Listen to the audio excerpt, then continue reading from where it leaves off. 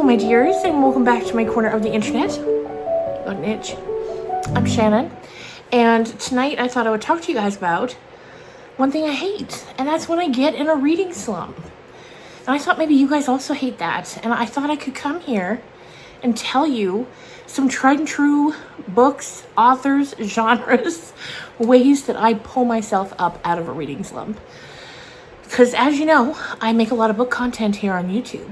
And to be able to do that, I need to be moving it along with the reading. And some days you just don't feel like it. So here are the, like I said, genres, books, authors that I go to when I need to really just kick start it. So I got my notebook and I got some ideas. So first of all, before I get into like my truly tried and true method, I'm just going to give you some authors in general that work for me every time, that I think will have broad appeal for the way that they work for me, you know. So basically, when I need to get out of a slump, where I turn to are thrillers, psychological thrillers in particular, because I know every time they're written in a way that is designed to make you unable to put the book down. I don't know how they do it, but they do it. And there are some authors that just every time, I don't even need to know what the book's about. I'm going to read it. And 9 times out of 10, I'm going to enjoy it. Is it going to be a book that sticks with me forever that I'm thinking about that makes the top books of the year list for me? Probably not.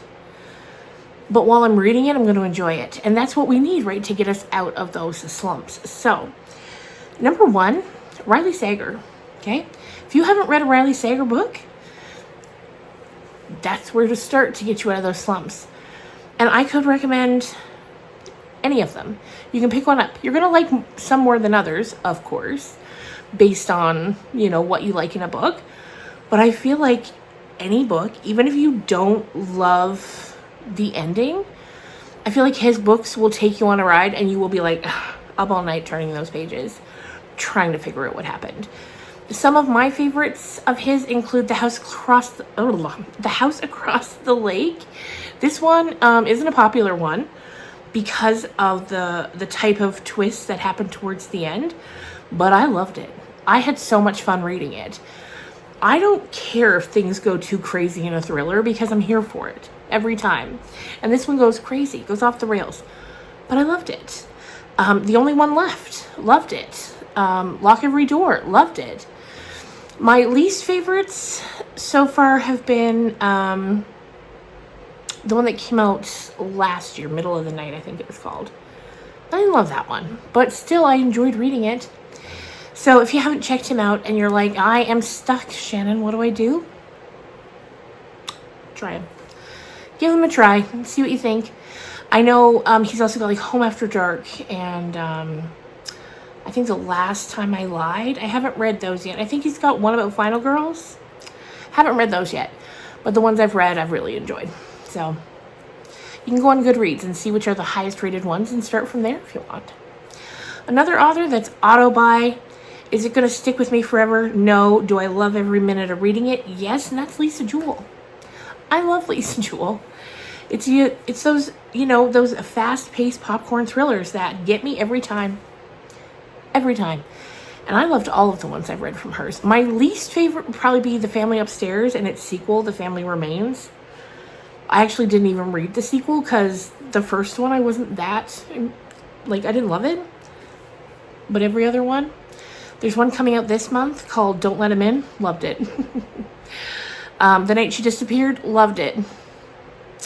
I'm trying to think what the one's called. Like, oh, None of This Is True. Loved it. The Night She Disappeared. Did I say that one already? Loved it. Loved it. Loved them all. Another one that writes thrillers that I often love is Ruth Ware. Now, I haven't read her last few ones, but I read a bunch before that, and I loved them. I loved The Turn of the Key, which is kind of a retelling of The Turn of the Screw by Henry James, and I loved it. The It Girl, loved it. For some reason, I can't think of any of her other books now. There's one in a dark, dark wood. Didn't love that one. But all the rest I've read, loved him. So it's that kind of just fast-paced storytelling. Now, if thrillers aren't your thing, and you want a more sort of serious type of read, I got you covered too. And one author that writes more serious, but still engaging, turning those page type of books, Kristen Hanna. Now, I've got one of my all-time favorite books is by Kristen Hanna, and that is The Great Alone. I loved this book so much. It's about a family who moved to Alaska. The dad's like, he's got PTSD from serving in the war, and they move up to Alaska, which of course is a very bad idea. It's very isolated, and it's just about their winter, and it's so good. It's so good. And The Nightingale. If you haven't read The Nightingale, you need to. It's about two sisters during World War II who have very different experiences, and it is incredible. The end, I cried and I cried. It's so good. It's so good. And she's fantastic. She's fantastic. So would recommend those two especially from Kristen Hanna. I also read The Four Winds by her. And I remember I liked it, but I can't remember much about it. Unlike those other two, I can remember everything about those two. Loved them. Loved them. And so yeah, all of those, I think they would have really broad appeal for a lot of people. Next up, and this is where I return every time I need to get out of a reading slump, and that is to novellas. They're short, they get right to the point, they pack a punch, and they are so good. So I'm going to tell you some novellas I loved. We're going to go through them, and then feel free to try one of them out. I'll let you know the genre when we get to it, because there's a few different genres here. I need my notes for this one. So, this one, I don't think technically a novella, but it's still a very short novel that you can read in a day. And that's Our Wives Under the Sea by Julia Armfield. This is fantastic. It's about two women. They're married, and one of them has just returned home from an underwater expedition where she was supposed to be gone for like 3 weeks, but she ended up being gone for 6 months, and there's something wrong with her when she comes back. And it's taking this journey with her wife as we try to figure out what happened down there and why is she acting like this. And it was so good. Next up I got 2 Stephen Graham Jones, because it wouldn't be a book recommendation video from me without it. And these are 2 novellas. First is Mapping the Interior. This one is so good. Again, I cried. At the end, it was so good. This is about a young boy whose father died when he was very young, and now he lives in this house with his mom and his brother, and he believes that he's seeing the ghost of his father in this house. And like the layout of the house changes. It's not quite as he remembered it. And it's this beautiful story about this young boy dealing with such heavy things, and the ending broke my heart. The other Stephen Graham Jones novella I have to put here is Night of the Mannequins. This isn't what you think it is, and I know some people love that about it, and some people hate that about it, but for me, I loved it. I went in, I was like, mannequins? I don't know about that. But it was SGJ, so I was like, you know what, let's do it. And I friggin' loved it. Loved it. So, and also, if you haven't read from him before, but you've been a little curious about him because of the way I talk about him all the time, these are both excellent options to sort of dip your toe in to see if you like his writing style. Next, we had This Is Where We Talk Things Out by Caitlin Marceau. This one's a little spooky, and it's about this girl who has a very fraught relationship with her mother.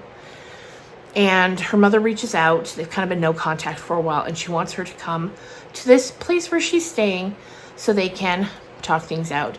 And she goes, kind of against her better judgment and against the advice of her partner, and things go sideways. And it's like this creeping dread. And then when you find out at the end, you're like, oh no.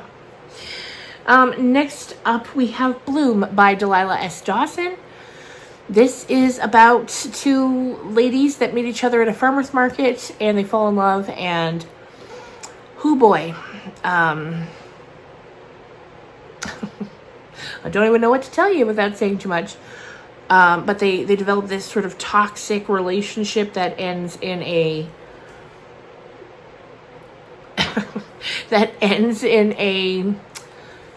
nightmare situation. I did a book talk on this one, so if you want the spoilers, if you're like, girl, I'm not reading that, go check out the spoilers if you still want to know what happens, because it's wild. Oh, next we have House at the Bottom of the Lake by Josh Mallerman.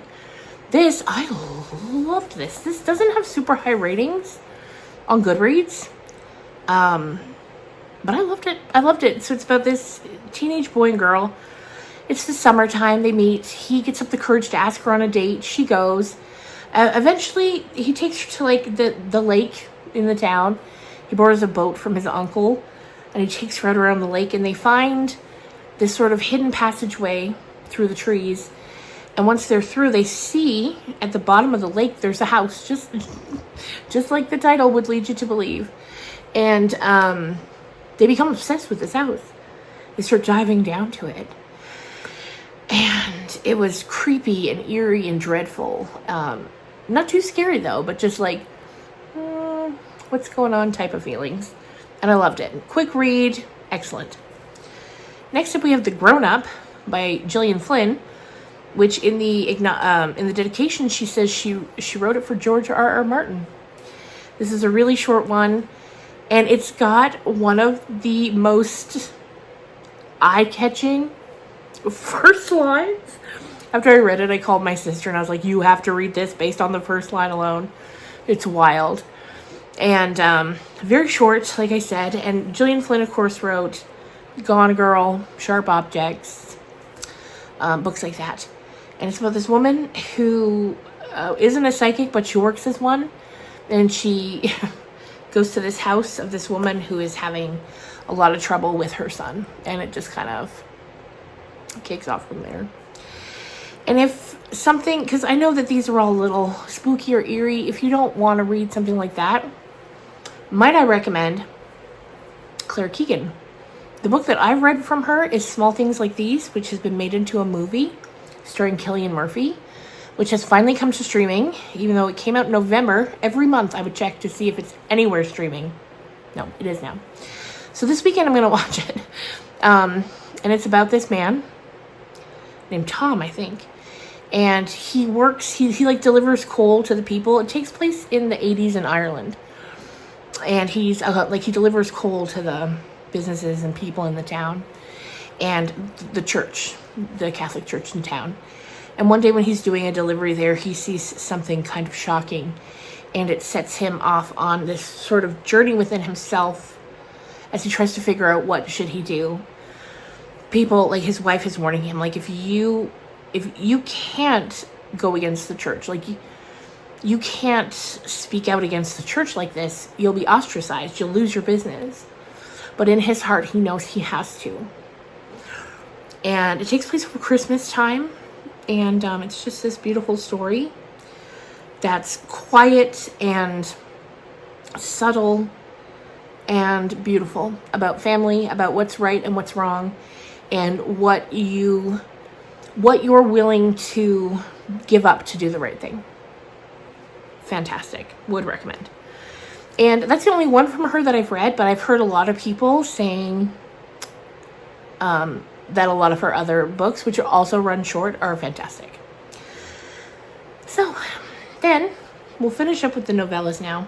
Another thing that always gets me out of a reading slump, you might be different, but for me, if someone's like, this is the weirdest book I've ever read, I'm on it. I'm like, yes, I'm on it. And that's led me to some books like Bunny and Shy Girl by Mia Ballard, and also Sugar by Mia Ballard. Shy Girl's weirder, but Sugar's also a little strange. But if you don't want too weird, I'd go with Sugar over Shy Girl. But they were both, I loved them both. I loved them both. And then books like The Husbands. That's a good one. My Husband by Maud Ventura. These are all a lot of like stranger type of books. Well, The Husbands isn't too strange. My Husband is definitely weirder. Because I just find like, I find those weird books so compulsively readable because I'm like, what is going on here? What is going on? And that, let me just double check my notes here. I think that's just about going to do it. Yeah. So, check out one of those novellas. Check out Riley Sager, Lisa Jewell, Ruth Ware.